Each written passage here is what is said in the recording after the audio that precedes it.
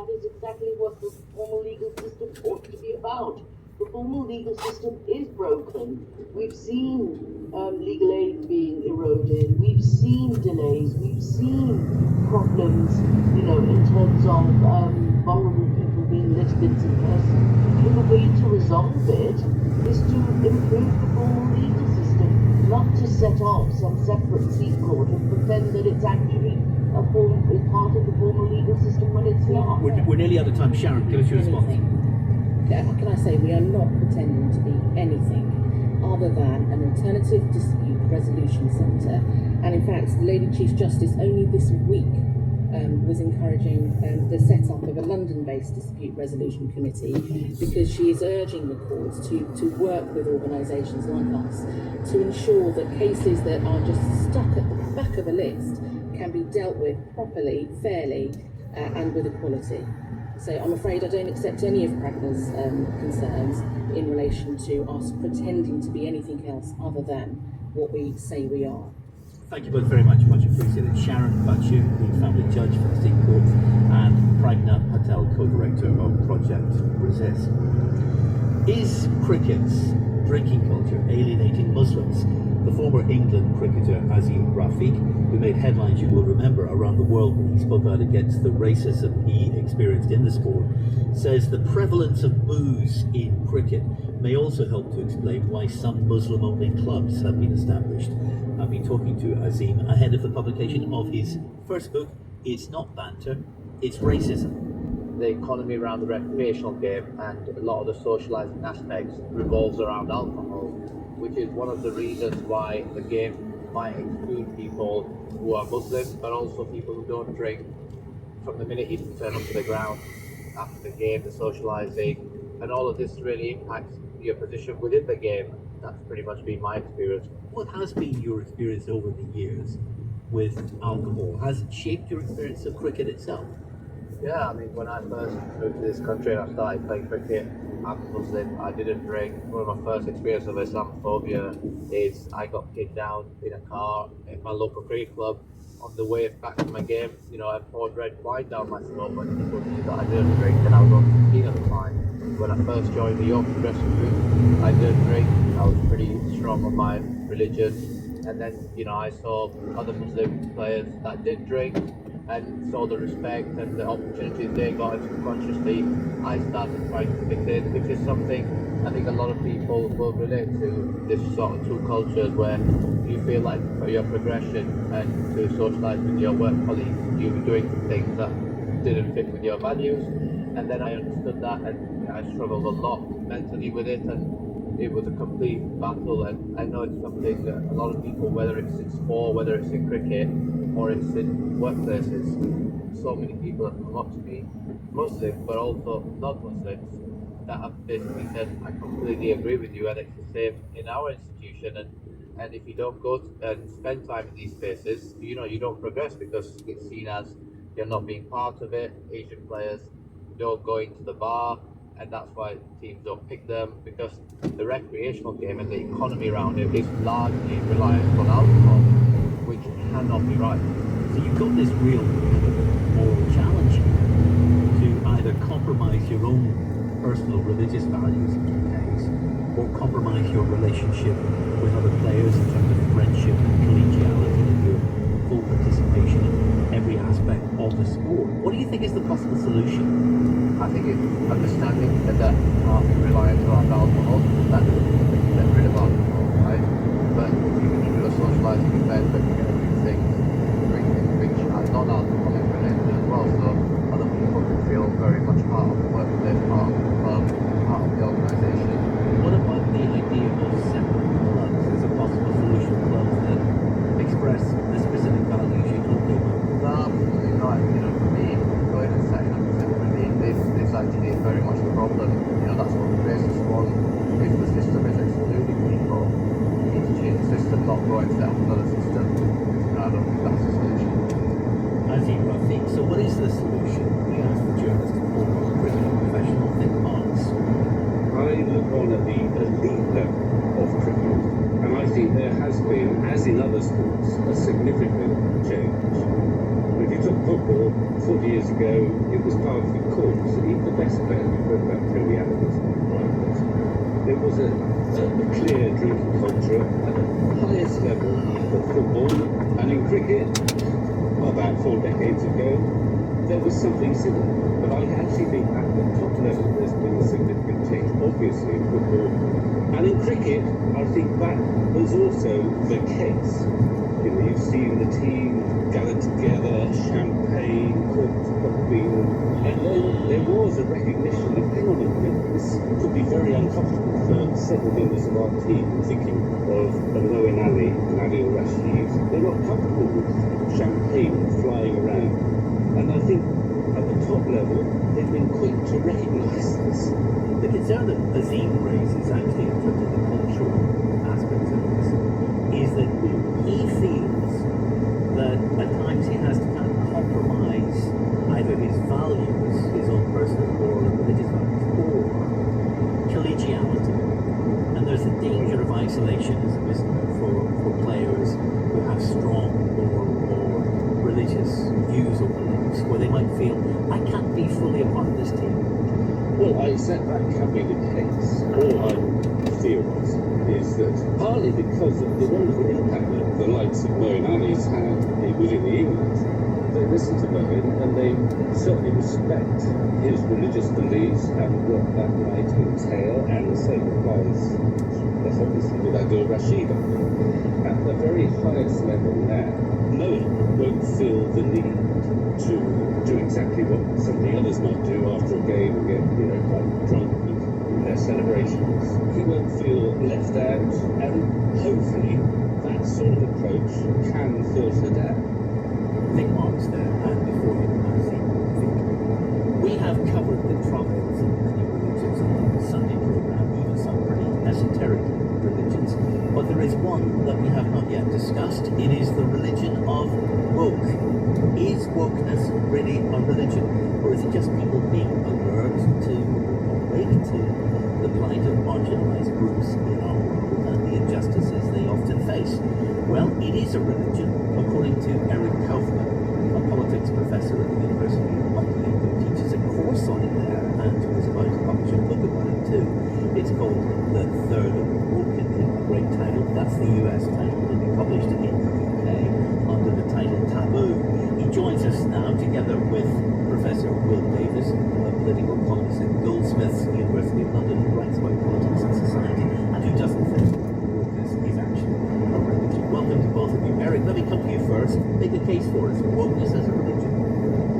Well, yeah, so thanks, Willie. What I would argue, there's really a couple of definitions of religion, but one of them is in the old dirt times, that this is about a community that worships itself through particular symbols, maintains a distinction between the sacred and profane, and I think woke very much fits that definition of religion. So there is a notion of the sacred. In my book, I talk about woke and its definition as the making sacred of historically marginalized race, gender, and sexual identity groups.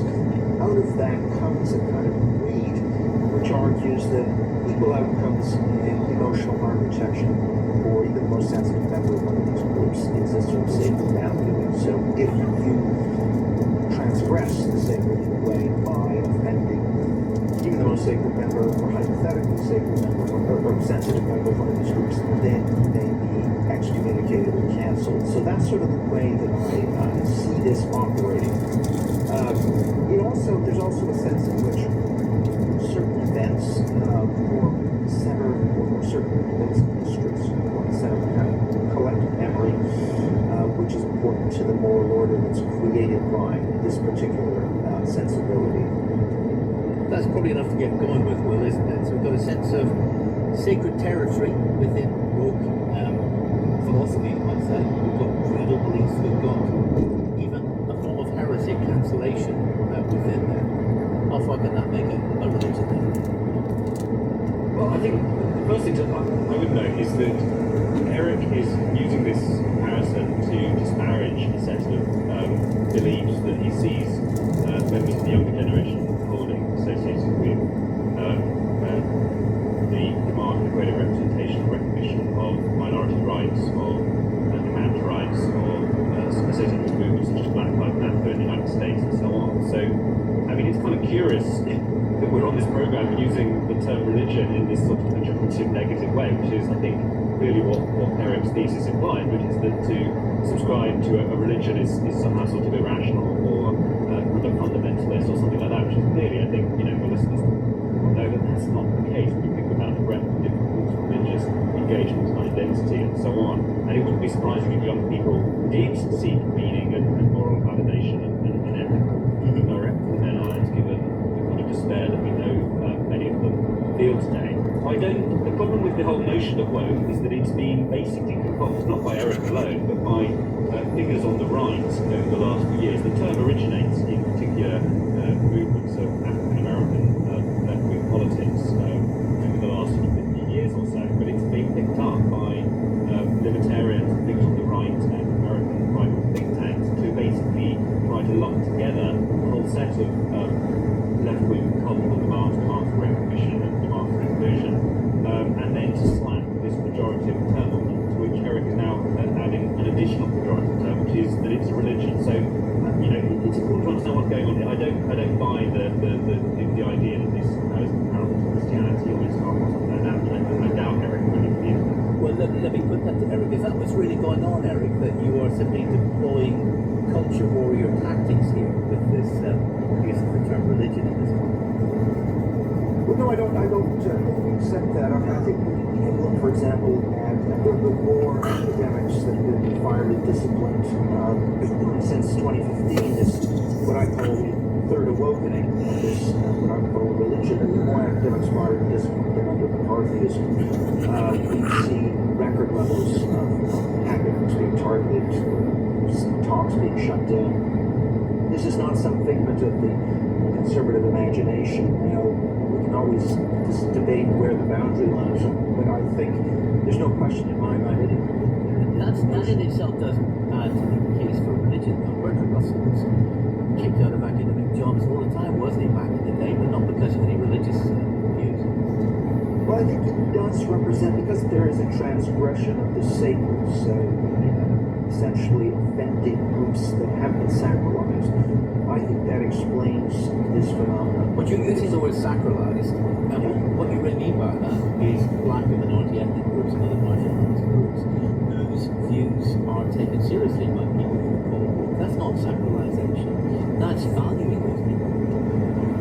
Well, I think there's a sense in which one has to tiptoe around the sensibilities of what one imagines, because that's not actually the way these groups are supposed to think, but one has to tiptoe around. We have studies, for example, that show that white progressives talk down to the language they use, for example, when speaking to African Americans. It's sort of dumbed down.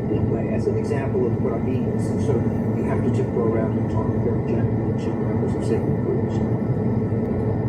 There we go again, the use of that phrase, sacred group. Well, I think it's interesting. I mean, there's currently you talk about McCarthyism. I mean, again, I think Eric's imagination of a religion stems from something like the Spanish Inquisition or something like that, whereas if you wanted to have an analogy, you could go directly to contemporary Germany, where academics are having their events cancelled, they're having awards withdrawn and all sorts of things, because they're perceived as being anti-Israel in some way. So, I mean, are we going to say that the German state is currently in the grip of religious fervour? Probably not. I mean, I think this is an abuse of the category of religion. Well, I mean, yes, which is, I guess I've made that point now. But I mean, so there's been a set of ideas that emanate from the social movements of the 1960s, which might broadly be called a demand for recognition, that have been around for decades, really. I mean, I know Eric's kind of mapped these by lumping together with the theories of people like Derrida and Foucault, this sort of thing, which again, I think is just a real abuse of history of ideas. Students at the University of Buckingham are managing to also read some of these things for themselves. But this is a long-standing tradition. The term woke really picked up in the context of social media after around about 2010, where initially it was used as a way of saying, we as African Americans need to remain woke about different forms of racial prejudice. And it's true, and I know Eric has written about this as well, that the concept of things like microaggression on campuses and safe spaces on campuses, this sort of thing, this notion that disagreement is actually something dangerous. And I don't doubt that there are situations in which that has gone too far. Well, I've got to break in. We've got half a minute left. I really want to give Eric a chance to please. Well, Take it away. Well, what I think the other thing to notice is this is very much similar to a decentered religion like American Protestantism, where you have emotional awakenings periodically, and you see that in people online, for example. And so we are in the midst of an awakening that peaked around 2021 and is actually now in remission, certain amount. But there's no question this emotional energy coming from this decentered religion very much looks like American Protestantism, for example. Thank you both very much, Eric Kaufman and Will Davis. That is it from this week's Sunday. You can, of course, listen again or download the program's podcast on the BBC Sounds app. You can follow us on social media. Just follow BBC R4 Sunday. In the chair next week, it's Emily Buchanan. All of us here enjoy the rest of your weekend.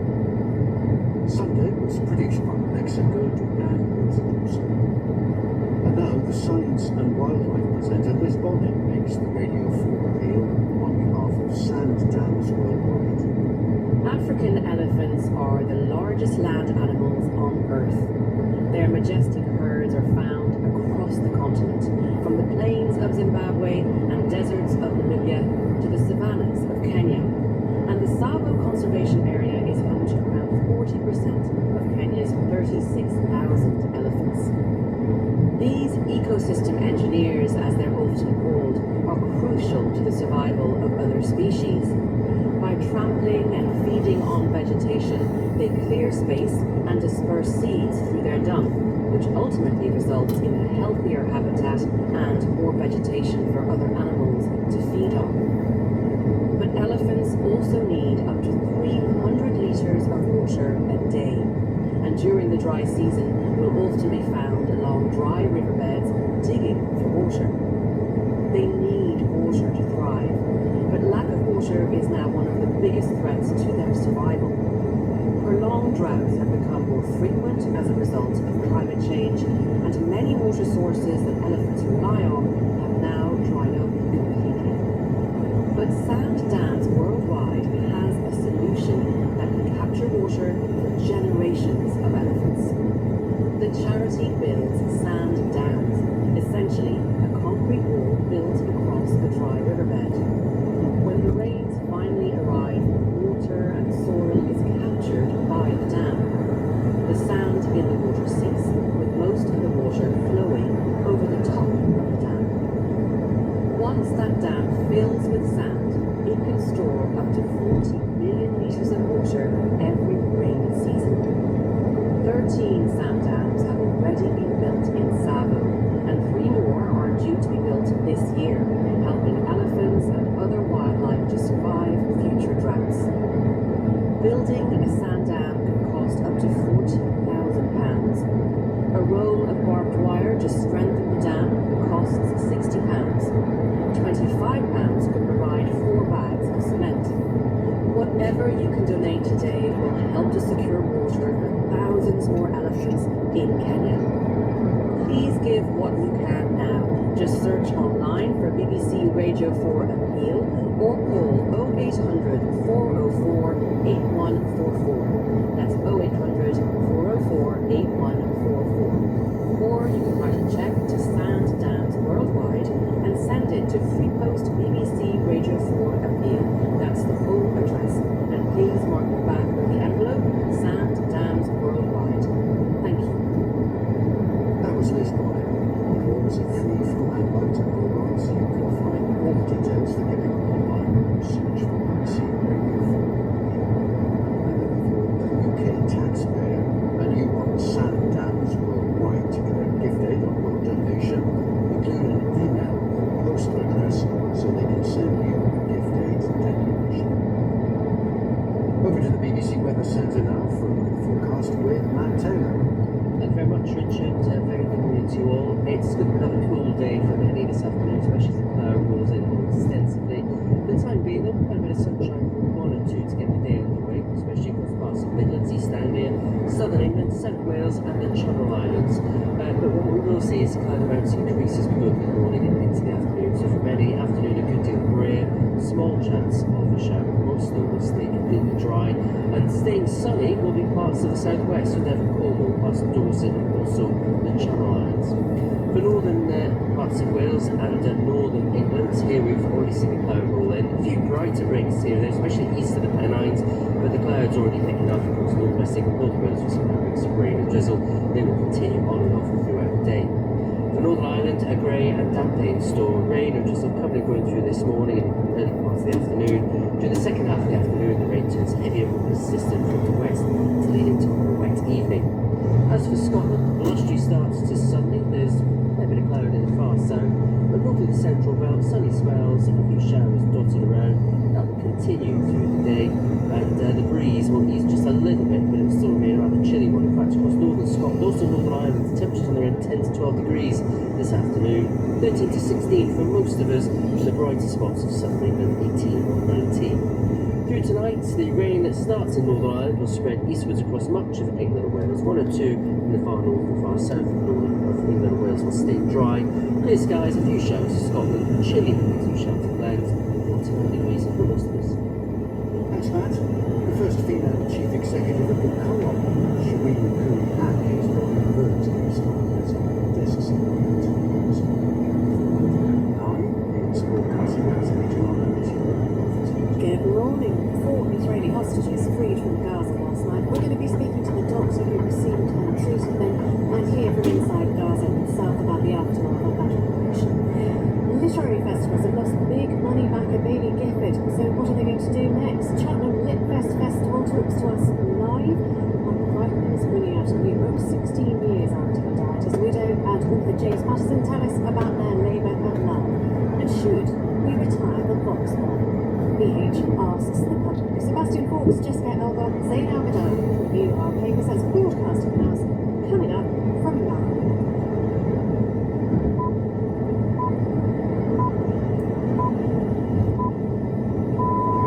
BBC News at 8 o'clock on Sunday the 9th of June. Good morning, this is TH. Israel has criticised the EU's top diplomat for describing the killing of Palestinians military operations to rescue hostages held by Hamas as another massacre.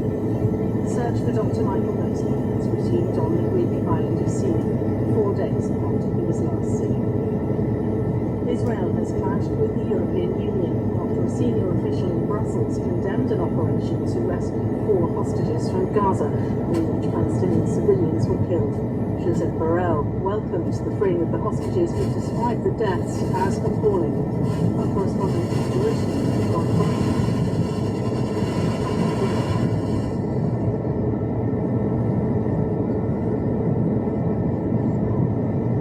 Yesterday's assault was a massacre of civilians. He said the bloodbath must end immediately.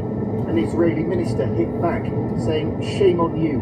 He said that instead of condemning Hamas for hiding behind civilians, the EU had condemned Israel for saving its citizens.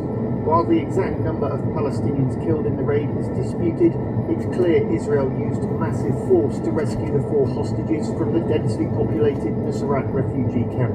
Gaza's beleaguered hospitals have been struggling to cope with the scores of dead and wounded. One Gazan described the assault as a genocide, but some have criticised Hamas. One man whose family was killed and who didn't want to give his name asked why Hamas was putting people's lives at risk by keeping hostages among a crowded refugee camp.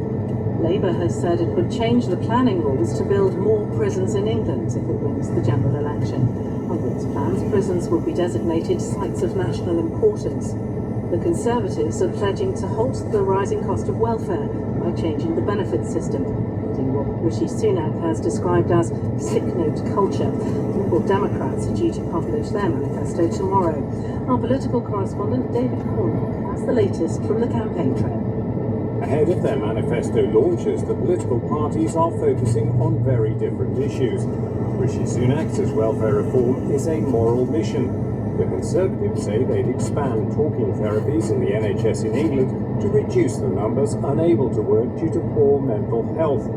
Labour are promising to fix problems with prison overcrowding by building more jails. They say they'd change the planning rules in England to deliver 20,000 more places. But the SNP are demanding to know how a Labour government would implement spending cuts forecast by economists.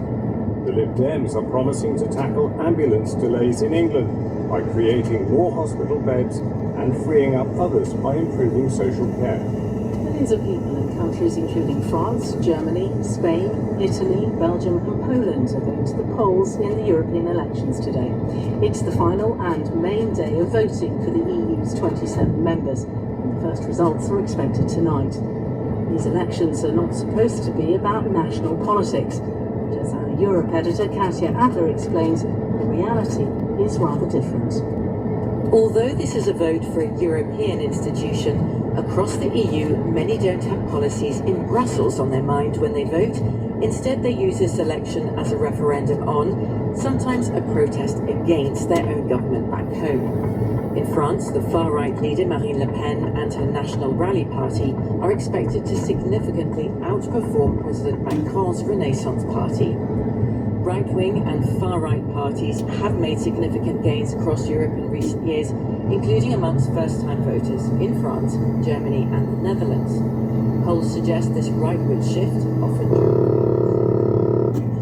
and the cost to taxpayers of environmental policies will be reflected in the new European Parliament. The search has resumed for the missing TV and radio presenter Michael Mosley. Focus still on a rocky area to the north of the village where he was last seen. Yesterday, new CCTV footage emerged, showing him heading towards a path that had taken him over miles of exposed hillside. Our correspondent Joe Inwood is on the Greek island of Symi. There is still no sign of Michael Mosley. It's nearly 4 full days since he disappeared after going for a walk, having had a morning at the beach with his wife, Claire Bailey Mosley. Yesterday, she released a statement describing the days since he left as the longest and most unbearable. She also thanked the local authorities, who have been carrying out a major search and rescue operation ever since his disappearance. Rescue officers, along with drones, dogs and a helicopter, have been scouring the island, but so far with no success.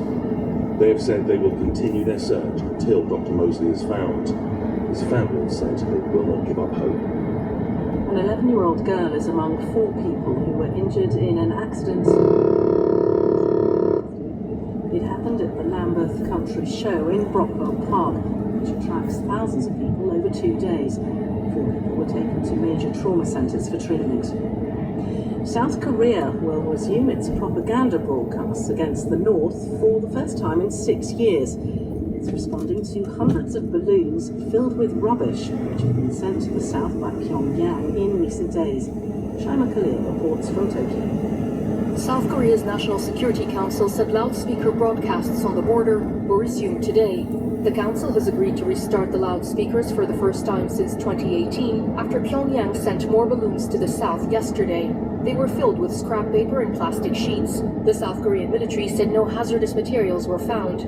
On Thursday, an activist group in South Korea said it had flown balloons into North Korea carrying leaflets criticizing the leader Kim Jong-un, $1 bills, and USB sticks with K-pop music. Pyongyang considers loudspeaker propaganda broadcasts an act of war and has threatened to blow them up in the past.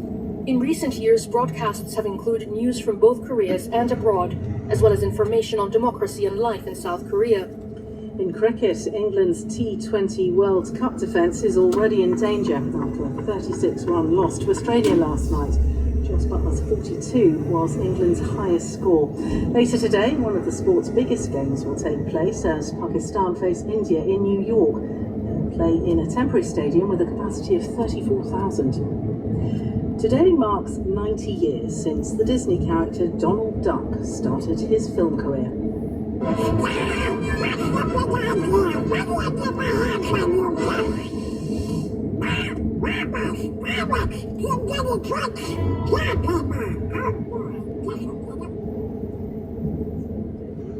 1934 short cartoon The Wise Little Hen. Tony Anselmo, who's voiced the character since 1985, says most people can relate to the Disney character, known for his ill temper, because there's a little Donald in all of us. Time now for a look at the papers. A picture of one of the freed Israeli hostages embracing her father after 8 months in captivity features on many of the front pages. The Sunday Times calls the image a photograph that restored hope to a nation. It says the Israeli rescue operation has given an increasingly isolated and despairing nation its greatest morale boost in months. She's free, declares the Mail on Sunday. The inside of the Sunday Mirror carries pictures of all 4 of the hostages who were rescued, with the headline, "Free at Last." Rishi Sunak has told The Sun on Sunday that his plan to change the benefits system will save £12 billion a year. He says failing to deal with the challenges will lead to a huge waste in human potential and